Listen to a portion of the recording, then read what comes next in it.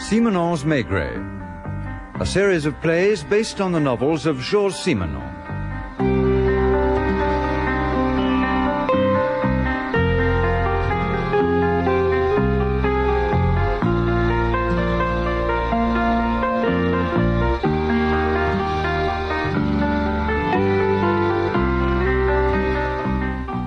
With Maurice Denham as Jules Maigret and Michael Gough as Georges Simenon.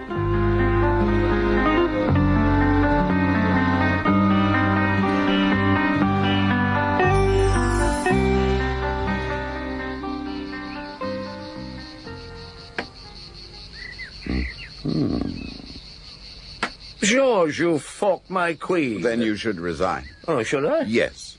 Oh, all right, then. I don't know how many games of chess you and I have played over the years, Jules, and yet you obstinately remain an atrocious player. Well, I don't like playing out of doors. But in this weather... Well, would you like another game indoors? I should like another beer. Then you shall have one. Georges. Yes, Jules? Do you remember the Princess de Verre? What on earth makes you ask a question like that? Oh, I don't know. Losing my queen to you, perhaps. Oh, thank you. Maybe think of the royal families of Europe for some reason, and high society in general. Not that I've ever been that involved in high society. I don't move in those exalted circles, but once, if you remember, I was very much involved in them, and all because of the princess. Maigret and Society, translated by Robert Egglesfield and adapted for radio by Edward Bruce.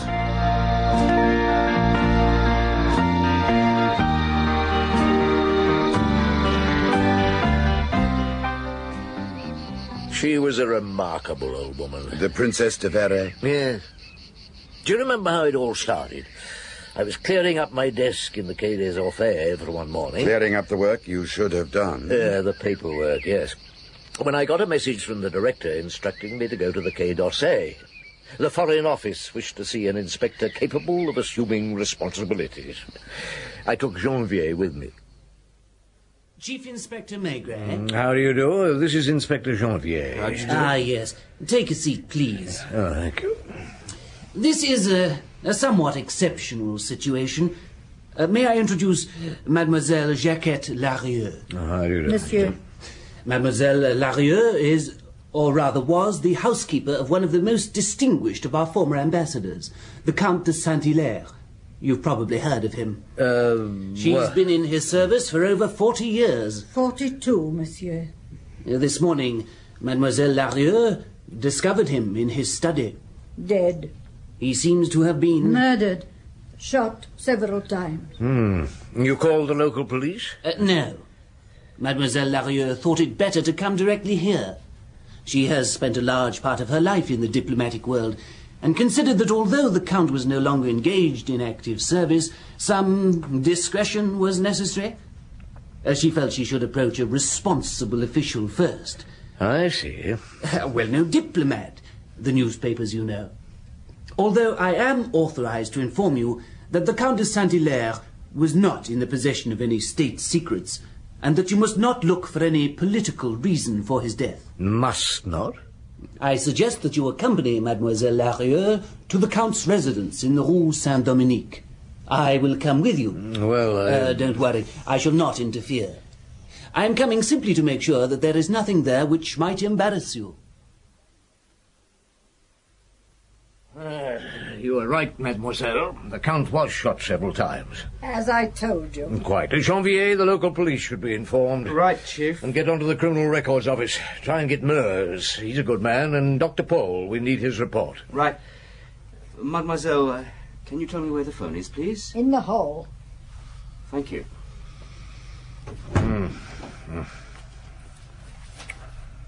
This is interesting. Huh? It would appear the Count was busy correcting proofs of his memoirs. Really? 2 volumes have already appeared. I'm sure there is nothing to worry about. He was the most discreet of men.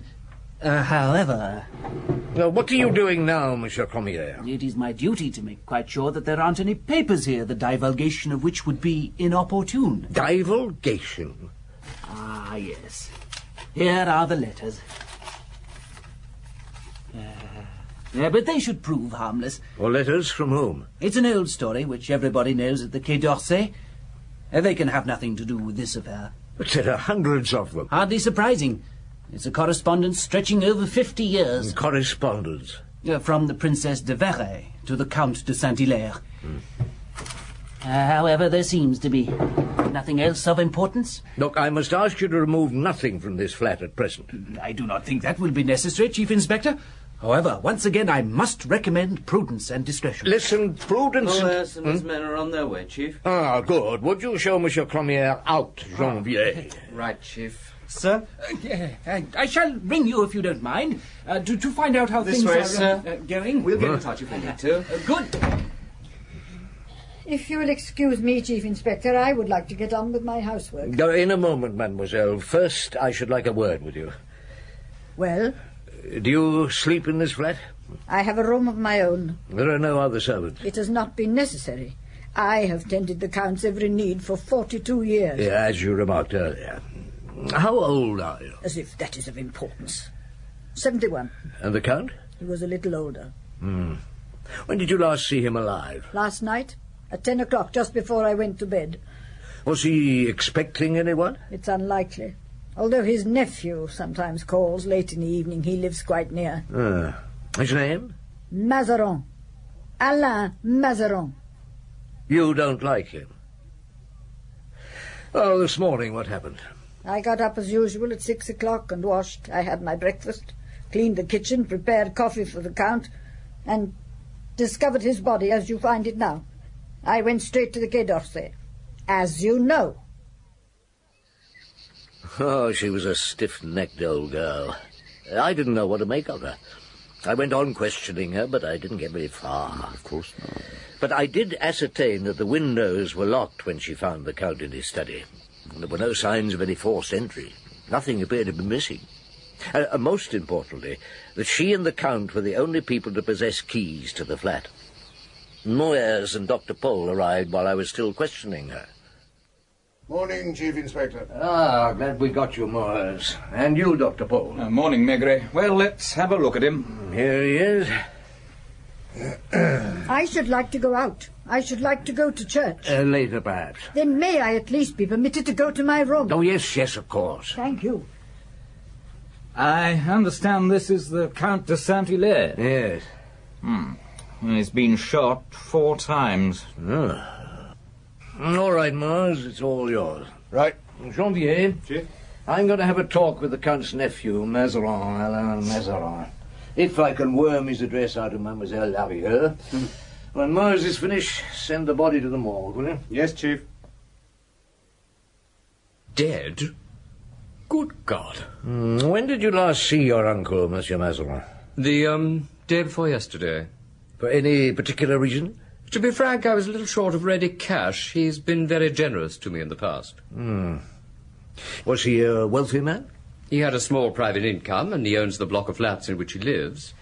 He was comfortably off, but not what you would call a wealthy man.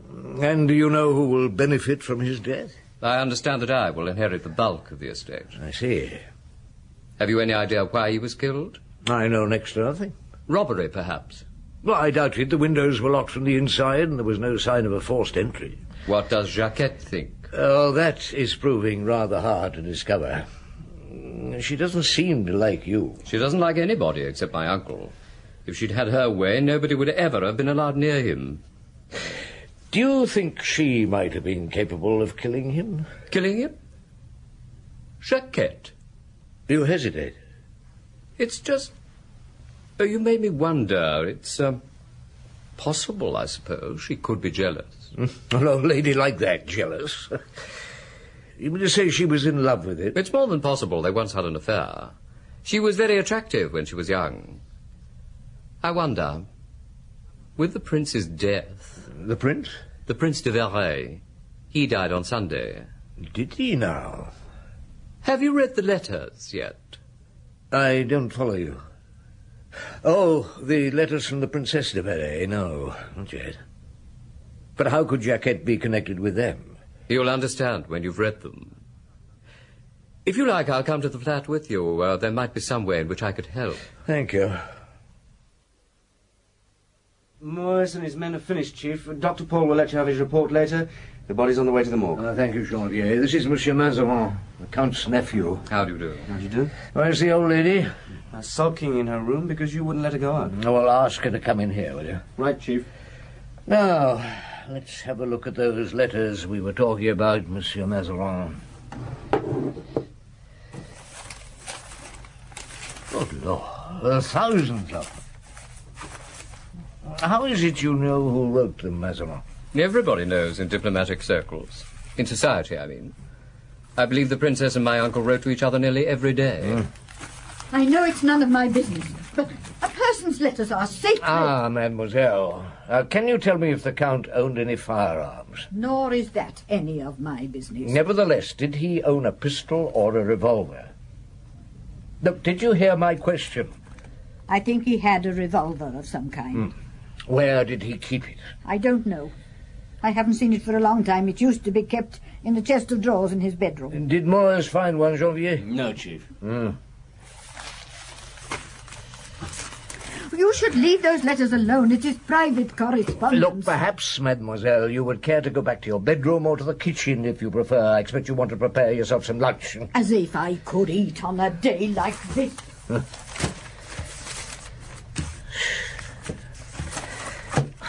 It's incredible. 50 years of letters. About that.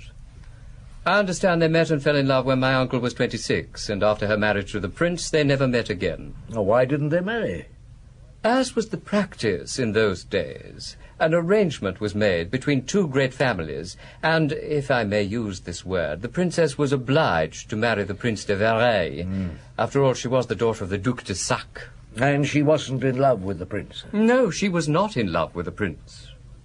Did the prince know about this correspondence? Of course. Isabel would never have conducted such a relationship behind his back. Hubert understood and agreed not to consummate the marriage. Hubert, I take it, is the prince? Correct. So they had no children? They had a son. Huh? Philippe. Now Prince Philippe since his father's death. An unconsummated marriage at a Salle.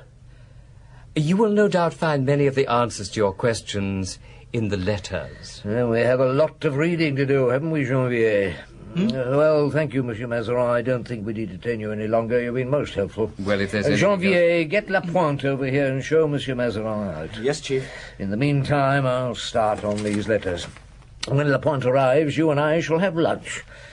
I'm not only hungry, I'm very, very thirsty.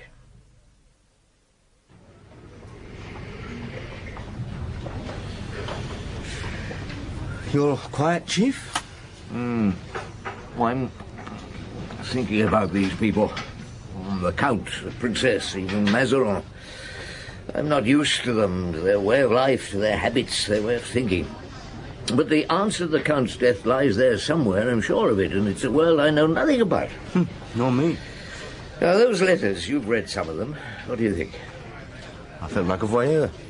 Jacquette's right. They're private. Nothing to do with the case. Or everything. Well, what facts do they offer? The prince was 84 when he died. Fact. The letters indicate that the princess and the count intended to marry if the prince predeceased them. Fact. The princess and the count never met after her marriage to the prince. That's not a fact, Chief. That's conjecture. Well, something I'm prepared to bet on. Now, if I remember correctly, she wrote in one letter, I saw you across the opera house. How distinguished you looked. How I wish that we could be together again. So close and yet so far away. It's been so long. The marriage will not be consummated. Fact, the princess had a son. Yeah. Explained in one of the letters, as Mazarin said it would be. Oh? Yeah, my brother-in-law is dead. Oh, my dear Armand, the family name cannot be carried on as we hoped through him. I've had a long conversation with Hubert. I've been to my confessor. I've wept a great deal.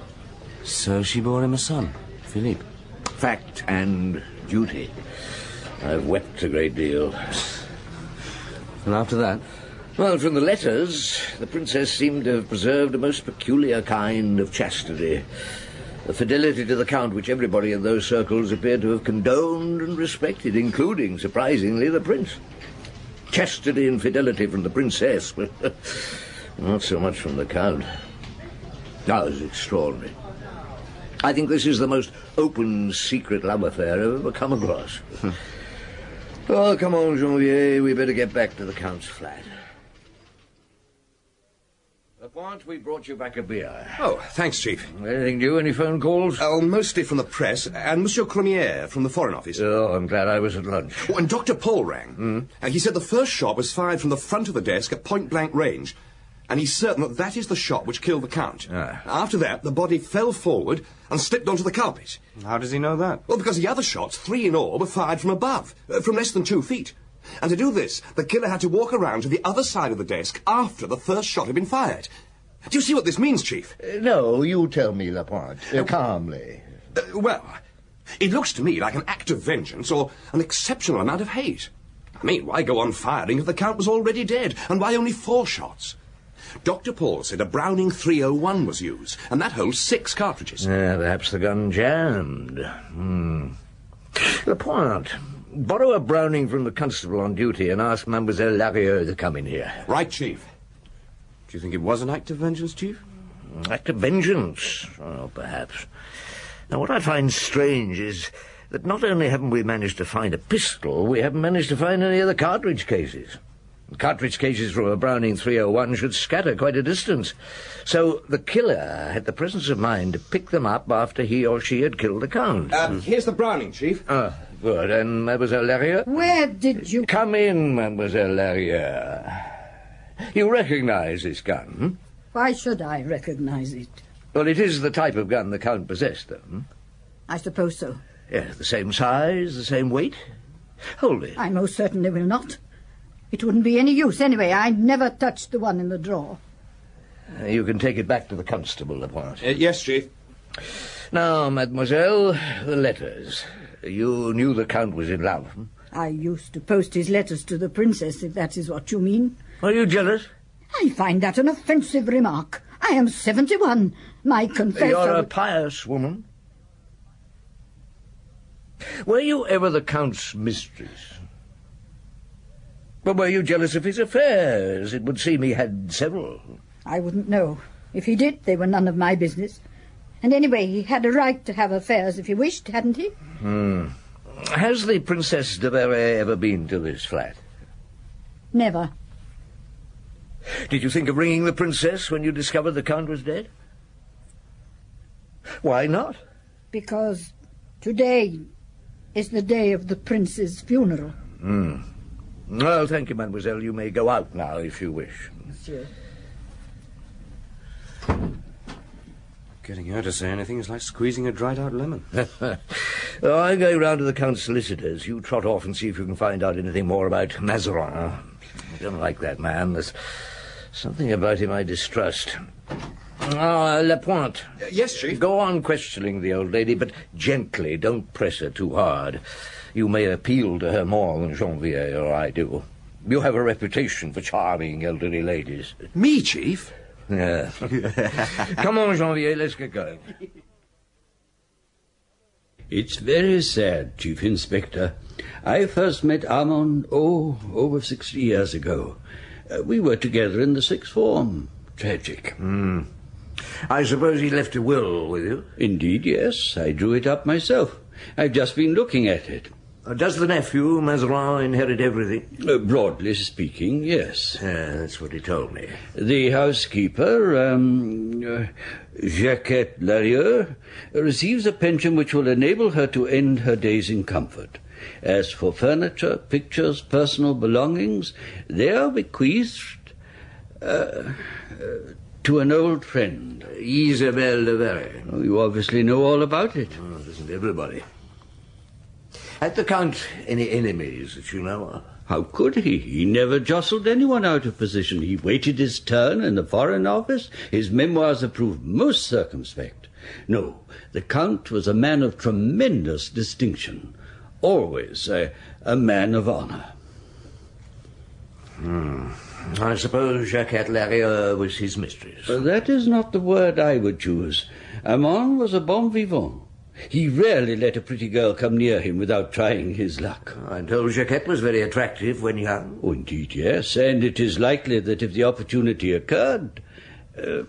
need I go on? But mistress, no, I think not. Well, thank you, mate.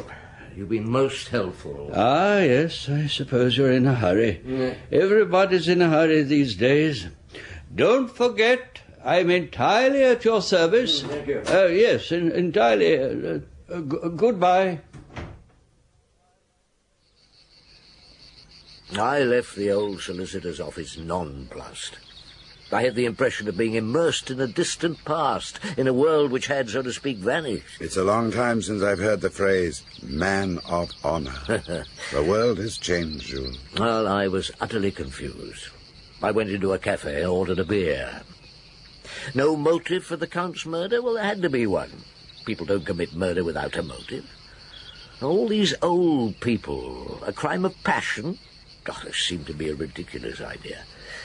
2 old ladies, one a princess, one a maidservant. 2 old men, a prince and a count. Both dead within 4 days of each other. A coincidence or something more? Where did the nephew, Mazarin, fit in? A matter of money? It was possible. Anyway, I drank my beer and went back to the Rue Saint-Dominique. Janvier had arrived back before me. Did you know that Mazarin is married, Chief? Eh? Well, there was no wife about when I saw him. Hardly surprising. They've been separated for the past 8 years. I managed to track her down, though. And? Well, Mazarin's not a very pleasant man, if I can believe her. And I think I can. Petty-minded to the point of sadism. Not violent. He appears to have favoured mental cruelty. So she left him. For a while he supported her and their 2 children. Not at the moment, however. Very concise, Janvier. Why doesn't he support her now? Shortage of money, I suppose. Which means he could have murdered his uncle to hasten his inheritance. Coffee, Chief. With the compliments of Mademoiselle Larieux. What? Not as gracious as it would seem. She wanted me out of her kitchen. Did you get any more out of her, Lapointe? Nothing. You were wrong about my charms, Chief. At least as far as this elderly lady is concerned. I started to question her, very gently as instructed. Was more or less told that I couldn't teach my grandmother to suck eggs. Here. Thank you. Oh, there's one person in this case I haven't seen yet, and it's one interview I'm not looking forward to. Who's that with? The Princess de Valais. I thought, Madame, that I should get in touch with you, if only to give you a few details. Of course. You have read the letters. I am most grateful to you for coming, Chief Inspector. My first impulse was to go over to the Rue Saint-Dominique when I heard of Armand's death. I would have liked to have seen him just once more. How did you find out about his death? From my son, Philippe. He's staying with me at the moment, together with my daughter-in-law and my 2 grandchildren. He read of it in the newspapers. See, I thought perhaps Mademoiselle Larieux might have phoned you. Oh, it wasn't possible. My son has disconnected the telephones. We've had so many calls since my husband died. What I would like to know, did Armand die in pain? No, Madame, he died instantly. In his study, next to the bedroom? You been there? Once, long ago, with Jacquette's connivance, when Armand was absent. Jacquette lied. It is understandable, is it not? For years I've been accustomed to living in imagination with him. Much he told me in his letters. But Jacquette arranged matters so that I was able just once to look inside his home. Now, you and the Count intended to marry if the Prince predeceased you? Most certainly. Was Jacquette jealous? Oh, of his mistresses in the old days, yes, I think she was. But not of me. Do you think she was once the Count's mistress? There can be no doubt of it. Armand never attempted to conceal anything from me. I remember he wrote once, Jacquette is nervy today. I must remember to pleasure her tonight. Does it surprise you? Yet it is so natural. Are you aware of the terms of the will? Armand insisted on leaving me his furniture, so that if he happened to die before me, I would have an impression, to some extent, of having been his wife. With his furniture, I shall have his flat reconstructed here. An old woman's whim, no doubt. I haven't long to live, but no matter how little time may be left, I shall live it in his setting, as if I were his widow. Your late husband knew of your plans? But of course. We had nothing to hide. Armand was a very old friend. And your son? We made no attempt at concealment.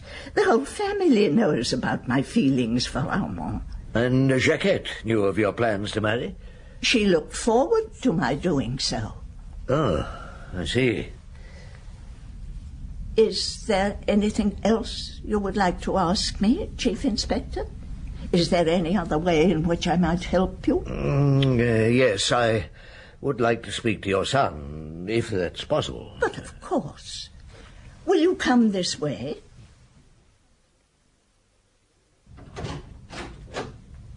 Philippe? Yes, Mamma? This is Chief Inspector Maigret. He would like a word with you. Oh, of course. How do you do, Chief Inspector? Please, come in. Thank you.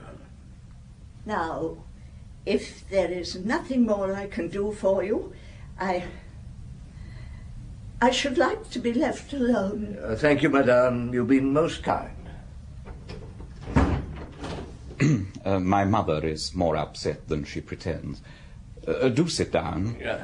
A cigarette? Thank you. No, thank you. I smoke a pipe. Oh, so do I usually, but not in this house. My mother hates it. Yeah, I thought she might. I suppose you want to talk about Saint-Hilaire. Well, a few questions, that's all. It's a curious coincidence, you must admit. Oh, you mean he and my father dying within 4 days of each other? Oh, it's a thought. Oh, no more than that. I suppose that suicide is out of the question. Why do you ask that? Had the Count any reason for suicide? You never know what's going on in people's heads. Look at Mother's romance. The unreality of it. The impossibility. All her life she's kept up this mystic love for a man she only saw occasionally from a distance. Oh, I suppose it was harmless enough. Indeed, my father was the first to smile at it. How did you feel about it? It was no concern of mine. I suppose not. Well, as a matter of form, I must ask you one particular question. Where was I last night? At what time, Chief Inspector? Well, let's say between 10 o'clock and midnight. I dined with the family and then went for a stroll along the Champs-Élysées at about 10 o'clock. Until midnight? Well, no. This might strike you as a little peculiar in view of my bereavement, but whenever I come to Paris, I'm in the habit of spending an hour or two with a pretty woman. This is not possible where I live. And you found one and went to her home? We went to the hotel in Rue de Berry. It appears to be her home. There were clothes in the bedroom, personal belongings in the bathroom. Forgive my insistence, but Well, she was a brunette, not very tall. She was wearing a green dress, and she has a beauty spot under one breast. I think it was the left one. You should be able to verify. Yes, of course. Oh, thank you. I didn't go back to the Rue Saint-Dominique after leaving the de Verre home. Oh, you went to the nearest cafe for a drink instead. Well, yes. I needed to sort things out. Of course. Well, it was all so confusing. A man had been killed, but who had killed him and why? Was Jacquette jealous? Was Mazarin, whom his wife accused of mental cruelty, unbalanced? Was the princess telling me the truth? Was she, Jules? I believe so. She was a very charming lady. And Philippe? How did he really feel about his mother's ridiculous romantic love affair? Was there bitterness in his mind whenever he considered the situation of his conception? Now, the more I thought about them all, the more confused and angry I got. I'm afraid both Lapointe and Louise had to suffer my ill temper that night. Lapointe? I want you to stay in the Count's flat overnight. Well, she can wait. Put Janvier on. Janvier, I want you to check on Philippe de Verre's statement and... Well, of course you don't know what it was. I haven't told you yet. You got a pencil? Yeah, I know your memory is excellent. Look, I want you to go to the hotel in the Rue de Berry. I want you to question the proprietor. Then I went home. Louise suggested the cinema, but instead of going out, I sat grumpily in my corner, puffing at my pipe. I'm afraid I drank too much. You can be very bad-tempered. Oh, thanks. The next morning I waited at the Quai des Orfèvres for Janvier's report. He arrived about 11, looking fresh as a daisy.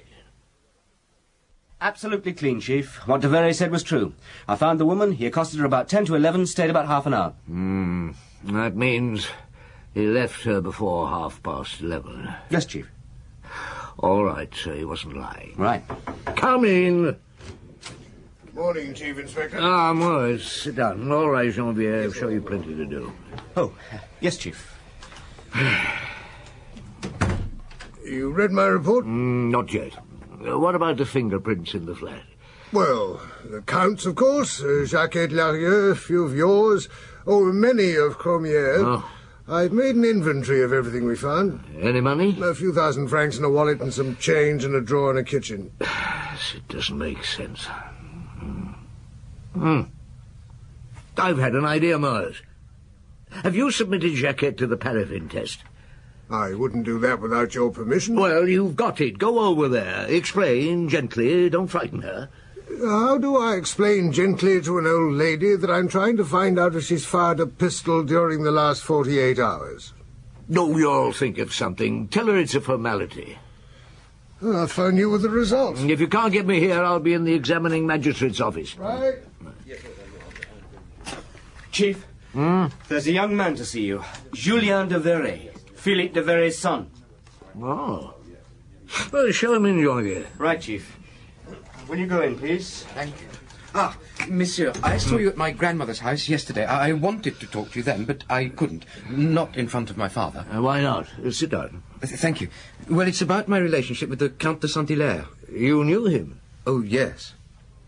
Did your father know about this? He knew. I'm not sure he approved. How did you come to meet him?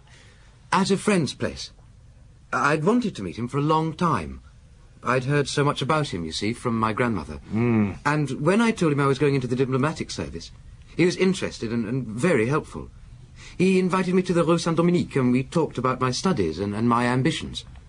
After that, I used to see him there occasionally, about once a month. And your grandmother knew about these visits? Oh, yes.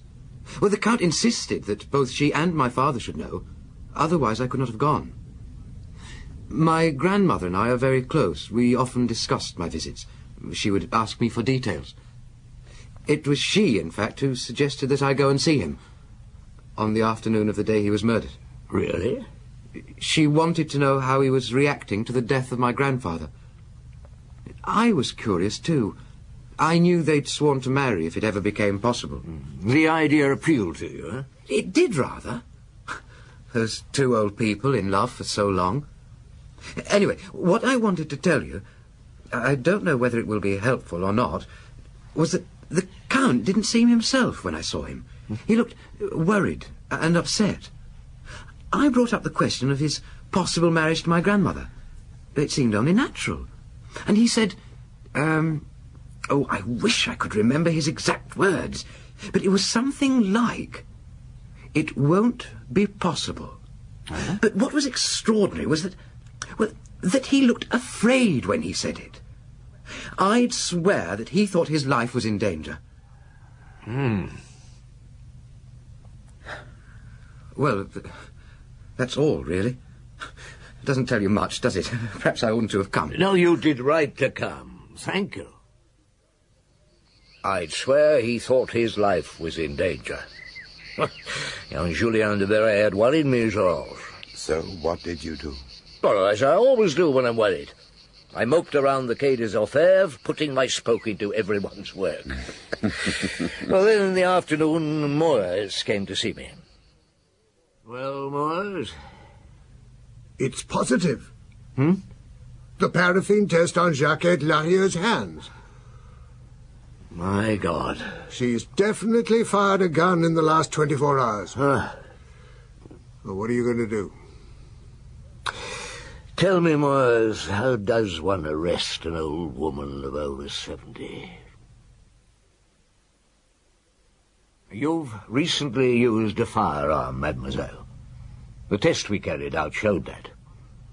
Now, particles of powder and chemical substances are ingrained in a person's skin and remain for some time when that person has used a firearm. How did it happen? I have nothing to say. What have you done with the gun? I don't know what your motive was, but I can hazard a guess. You've lived with the Count for a very long time. You've been as intimate with him as any two human beings can be. If he hadn't been killed, he would have married the princess. Would you have kept your position in the household? Mademoiselle, I have been questioning you for over an hour. Your silence is not helping you. It's possible that this is a case of diminished responsibility. Your lawyer will certainly argue that this was a crime of passion. If you plead guilty, you will have every chance of moving the jury. I have nothing to say. Look, you're entitled to a lawyer. Do you want me to give you a list of lawyers? It would be of no use. Well, shall I choose one for you? There isn't any point. You admit you shot your employer? I have nothing to say. Is there anybody you would like to see? The princess, perhaps? Mademoiselle, we have material evidence that you fired one or more of those shots. Will you please tell me why? Am I entitled to see a priest? You want a confessor? I am simply asking permission to talk to a priest for a few minutes, that is all. The Abbé Barreau. He should be at the Sainte Clotilde Presbytery. Very well.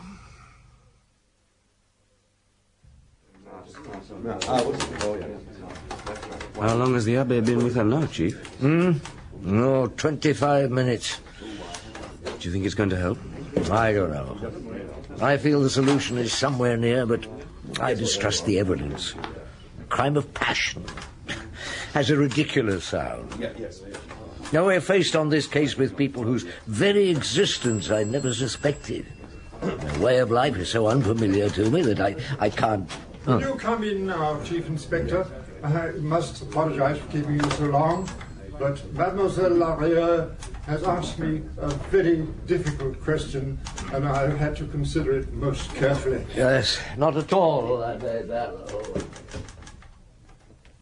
You look tired, mademoiselle. May I stay? I may be able to help. Yes, of course. Mademoiselle, as you are aware, is extremely devout, and it is her piety which has led her to adopt an attitude which I have felt it my duty to persuade her to abandon. What has been worrying her is the thought that the Count might not be given a Christian burial. She intended to wait until after the funeral before saying anything. The Count committed suicide. I'm afraid that is the truth of the matter. But I have told Mademoiselle Larrieux we have no proof that he didn't repent in his last few moments. No death is as instantaneous in the eyes of the Church as your medical files might suggest. Tell the Chief Inspector what you told me, Mademoiselle. I was in bed when I heard a single shot. I rushed into the study. Armand, the Count, was sprawled on the carpet as you found him.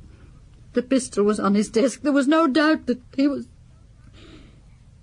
My first impulse was to telephone the princess, but it was nearly midnight. I didn't want to disturb her. How long before you used the pistol yourself? I don't know. 10 minutes, perhaps. I knelt down beside him, and I said a prayer. I couldn't let it be known that he had... I had to make it look like murder. So I stood up, took hold of the pistol, and I fired without looking, and asked him and him to forgive me. I pulled the trigger until it wouldn't work anymore. I don't know anything about guns. The next morning, before I went to the Foreign Office, I threw the gun and the cartridge cases into the Seine from the Pont de la Concorde. Do you know why the Count committed suicide? He believed he had cancer of the stomach. And he was a very healthy man, according to the police report. I spoke to his doctor once, and he seemed unworried. A little too much wine, he suggested, a touch of indigestion. Nothing more serious. But I know that the Count didn't believe him because he consulted several other doctors. For confirmation of his fears? I suppose so. An old friend of his died of cancer after 2 years' illness. I remember him saying then, why don't they let him die? If I were in his place, I should ask them to help me go. He was obsessed by the idea that he was suffering in the same way, so that when he heard of the prince's death... I'm beginning to understand. The Count expected to be bedridden, like his friend, just when there was the possibility of his entering into a real life, no matter how short, with the woman he'd loved for 50 years. He could see no future for her except as a sick nurse, and that he could not accept. I must make a phone call, mademoiselle, and then I think you'll be free to go. Armand will be given a Christian burial. I don't believe the Church will refuse its last blessing to the Count de Saint-Hilaire.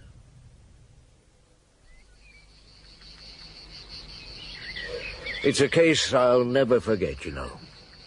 It's a long time ago now, and I've had time to think about it. Yes?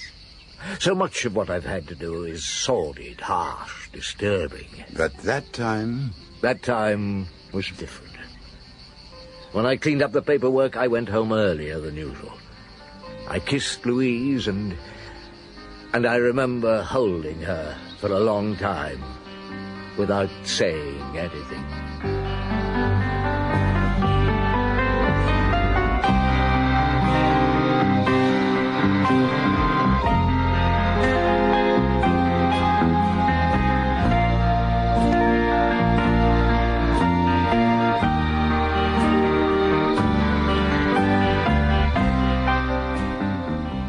In Maigret and Society by Georges Simenon, translated by Robert Egglesfield and adapted for radio by Edward Bruce, Maurice Denham played Jules Maigret and Michael Gough Georges Simenon.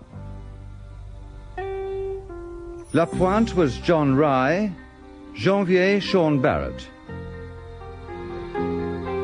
The Princess de Véret Joyce Carey, Jacquette Lariot Marjorie Westbury, Philippe de Véret, Michael Tudor Barnes, Julien de Véret, Steve Hudson, Mazarin, Leslie Heritage, Moes, Patrick Barr, Cromière, Paul Meyer, Aubonnet, James Thomason, and the Abbé, Rafe Truman. Play was produced and directed by Glyn Dearman.